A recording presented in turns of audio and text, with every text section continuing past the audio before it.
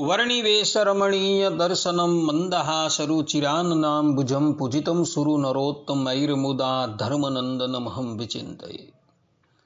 असतो मा खड्गमय तमसो मा ज्योतिर्गमय मृत्युर्मा अमृतं गमयः।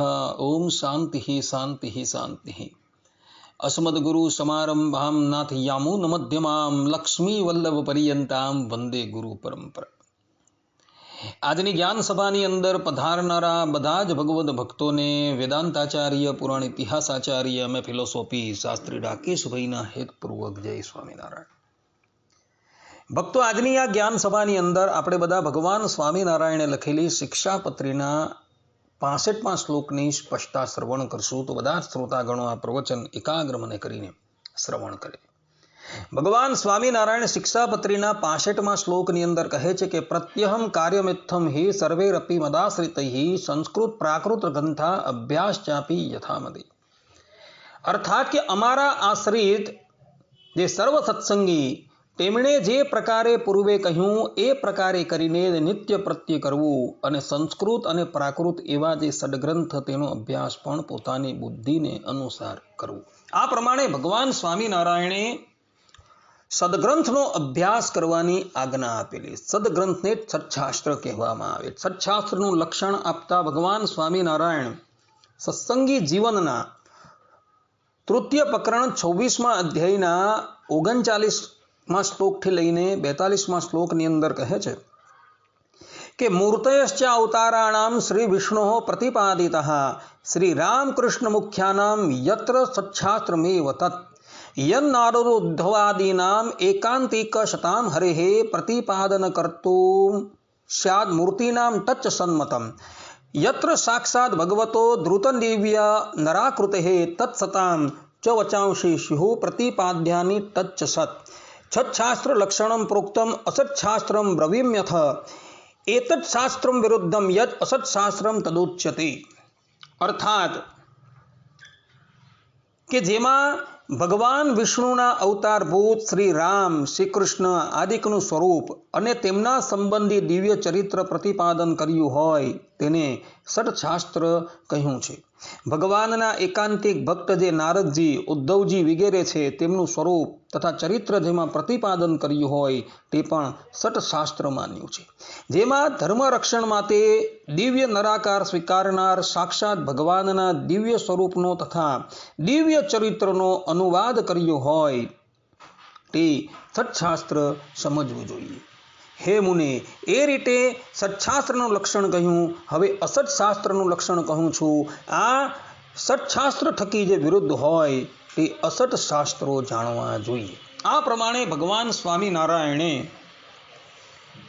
સટશાસ્ત્ર અને અસતશાસ્ત્રની વ્યાખ્યા કરેલી છે, જેની અંદર દિવ્ય મૂર્તિ એવા પરમાત્માના ચરિત્રોનું વર્ણન હોય, એમના ભક્તોના ચરિત્રનું વર્ણન હોય, જેમાં પરબ્રહ્મ પરમાત્માને સાકાર તરીકે પ્રતિપાદન કરવામાં આવેલા હોય એને સટશાસ્ત્ર જાણવું।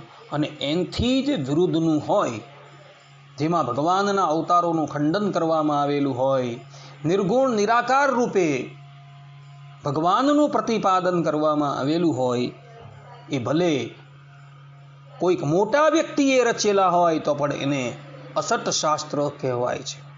ભગવાન સ્વામિનારાયણને સટશાસ્ત્રોનો અભ્યાસ જે છે એ અત્યંત પ્રિય છે। અહીં શિક્ષાપત્રીના 65મા શ્લોકની અંદર જેમાં સામાન્ય ધર્મોનો ઉલ્લેખ છે એની અંદર પણ ભગવાન સ્વામિનારાયણે પોતાના સમસ્ત આશ્રિતોને સટશાસ્ત્રોનો અભ્યાસ કરવાની આજ્ઞા આપી છે। આ ઉપરાંત આચાર્યના ધર્મની અંદર 129મા શ્લોકની અંદર સત્શાસ્ત્ર અભ્યાસ આદરાત આ પ્રમાણે કહી ભગવાન સ્વામિનારાયણ આચાર્યને પણ સત્શાસ્ત્રનો અભ્યાસ કરવાની આજ્ઞા આપે છે। તે જ પ્રમાણે ત્યાગીના ધર્મની અંદર પણ 185મા શ્લોકની અંદર અભ્યાસો વેદ શાસ્ત્રાણામ આ વચનથી ત્યાગીઓને પણ વેદશાસ્ત્રોનો અભ્યાસ કરવાની ભગવાન સ્વામિનારાયણે આજ્ઞા આપેલી છે। એનું કારણ એ જ છે કે શાસ્ત્રો જે છે એ મનુષ્યનો દિશા નિર્દેશ કરે છે અને એટલે માટે ભગવાન સ્વામિનારાયણે પોતાના આશ્રિતોને સત્શાસ્ત્રનો અભ્યાસ કરવાની આજ્ઞા આપેલી છે. જે મનુષ્ય સત્શાસ્ત્રનો અભ્યાસ નથી કરતો એને ભગવાન વેદવ્યાસજી પશુ તુલ્ય કહે છે.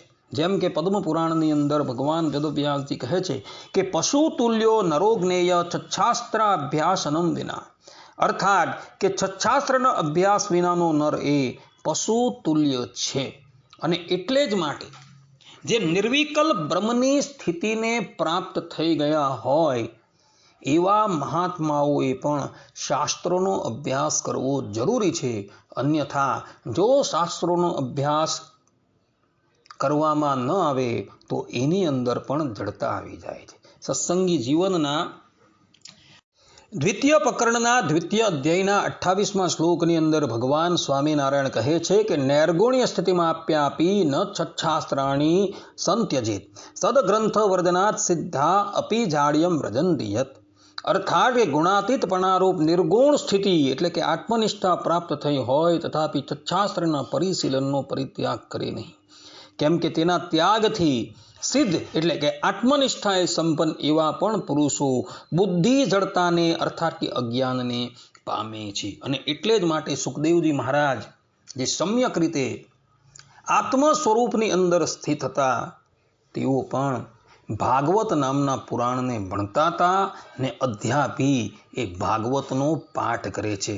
એઓએ પોતાના સ્વમુખે શ્રીમદ ભાગવતના દ્વિતીય સ્કંદના પ્રથમ અધ્યાયના 9મા શ્લોકની અંદર કહ્યું છે કે પરિનિષ્ઠોપી નિર્ગુણ્યે ઉત્તમ શ્લોક લીલયા ગૃહીત ચેતાદાદર્શે આખ્યાનમ યદ અધીતવાન. આ પ્રમાણે નિર્વિકલ્પ સ્થિતિને પ્રાપ્ત થયેલા સુખદેવજી મહારાજ પણ અધ્યાપી સત્શાસ્ત્રનો અભ્યાસ કરે છે. તો જે એવી સ્થિતિને પ્રાપ્ત થયા નથી તેઓએ તો સત્શાસ્ત્રોનો અભ્યાસ કરવો અત્યંત જરૂરી છે. અને એટલે માટે ભગવાન સ્વામિનારાયણ અહીં સામાન્ય ધર્મની અંદર પોતાના સમસ્ત આશ્રિતોને સત્શાસ્ત્ર અભ્યાસ કરવાની આજ્ઞા આપે છે. ભગવાન સ્વામિનારાયણના જે આશ્રિતો છે અને જેઓ સંસ્કૃતને જાણે છે અને જેઓ દ્વિજ છે તેઓએ ઉપનિષદ છે, બ્રહ્મસૂત્ર છે, શ્રીમદ ભાગવત છે, શ્રીમદ ભગવદ્ ગીતા છે ઇત્યાદિ પ્રબંધો જે છે એ ભણવા. અને જે દ્વિજ નથી તથા જે સ્ત્રીઓ છે તેઓએ પ્રાકૃત પ્રબંધ જે છે તેનું અધ્યયન કરવું. પ્રાકૃતની અંદર રામચરિતમાનસ છે તથા વચનામૃત છે, ભક્ત ચિંતામણી છે, મુક્તાનંદ કાવ્ય છે ઇત્યાદિ ગ્રંથોનો અભ્યાસ કરવો જરૂરી છે. જેથી કરીને એની બુદ્ધિની અંદર જડતા આવી જાય નહીં. મનુષ્ય રૂપ ધારણ કરીને આવેલા ભગવાન શ્રી રામ પણ પોતાના આચરણથી અન્યજનોને ઉપદેશ આપવાને અર્થે વશિષ્ઠ ઋષિના ગુરુકુલમાં જઈને સત્શાસ્ત્રનો અભ્યાસ કરતા હતા. રામચરિતમાનસ બાલકાંડ 2-3ની અંદર ગોસ્વામી તુલસીદાસજી કહે છે જા કી સહજ શ્વાસ શ્રુતિ સારી સો હરિ પડયહ કૌટુક ભારી. અર્થાત કે ચારે વેદો જેમના સહજ શ્વાસ સમાન છે તે રામ ભણે છે એ આશ્ચર્ય થાય છે.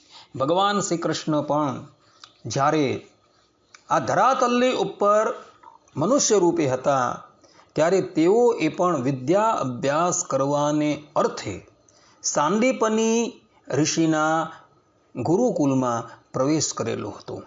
અને ત્યાં સાંદીપની મુનિ પાસે વેદાદિ શાસ્ત્રનું અધ્યયન કરેલું હતું તથા બધી જ વિદ્યાઓ આત્મસાત કરેલી હતી. ભગવાન સ્વામિનારાયણ પણ જ્યારે આ ધરાતલ્લી ઉપર મનુષ્ય વિગ્રહ ધારણ કરીને હતા ત્યારે એઓએ પણ બાળ અવસ્થાની અંદર પોતાના પિતાની પાસેથી વેદાંગનો અભ્યાસ કરી લીધો હતો. કારણ કે એમના પિતા જે છે એ પ્રકાંડ વિદ્વાન હતા. એટલે અંગે સહિત ચારેય વેદ ભગવાન સ્વામિનારાયણે આત્મસાત કરી લીધા હતા. આ ઉપરાંત પંચરાત્ર ઇત્યાદિ આગમ, મહાભારત અને રામાયણ રૂપ ઇતિહાસ તથા બધા જ પુરાણો જે છે એમણે અમુક જ સમયની અંદર ભણીને આત્મસાત કરી લીધા હતા. હવે પરબ્રહ્મ પરમાત્મા જેઓ સર્વજ્ઞ છે તેઓ પણ ધરાતલની ઉપર મનુષ્ય રૂપ ધારણ કરીને જ્યારે પધારતા હોય અને સચ્છાસ્ત્રનો અભ્યાસ કરતા હોય અને પોતાના આચરણ દ્વારા લોકોને ઉપદેશ આપતા હોય તો આપણે પણ યદ્યદ આચરતી શ્રેષ્ઠ તત્તત એવ ઇતરે જન, અર્થાત કે જેવું જેવું શ્રેષ્ઠ પુરુષો આચરણ કરે છે તેવું જ આચરણ કનિષ્ઠ પુરુષો કરે છે. એ પ્રમાણે જે ભગવાન શ્રી કૃષ્ણએ ગીતામાં કહ્યું છે તે પ્રમાણે આપણે પણ છચ્છાસ્ત્રનો અભ્યાસ કરવો જરૂરી છે. કારણ કે છચ્છાસ્ત્રનો અભ્યાસ તમે ન કરશો તો તમારી અંદર પણ અજ્ઞાનનો પ્રવેશ થઈ જશે. માટે ભક્તો, ભગવાન સ્વામિનારાયણે અહીં શિક્ષાપત્રીની અંદર જે પ્રમાણે કહ્યું છે તથા આચાર્ય ધર્મની અંદર તથા ત્યાગીના ધર્મની અંદર જે પ્રમાણે કહ્યું છે એ પ્રમાણે બધા જ લોકોએ છચ્છાસ્ત્રોનો અભ્યાસ કરવો અત્યંત જરૂરી છે. આટલું કહીને હું મારા પ્રવચનને અહીં વિરામ આપું છું. સર્વે સંતુ નિરામયઃ, સર્વે સુખીનો ભવંતુ, સર્વે ભદ્રાણિ પશ્યન્તુ, મા કશ્ચિત દુઃખ ભાગ ભવેત. અસ્તુ. જય સ્વામિનારાયણ.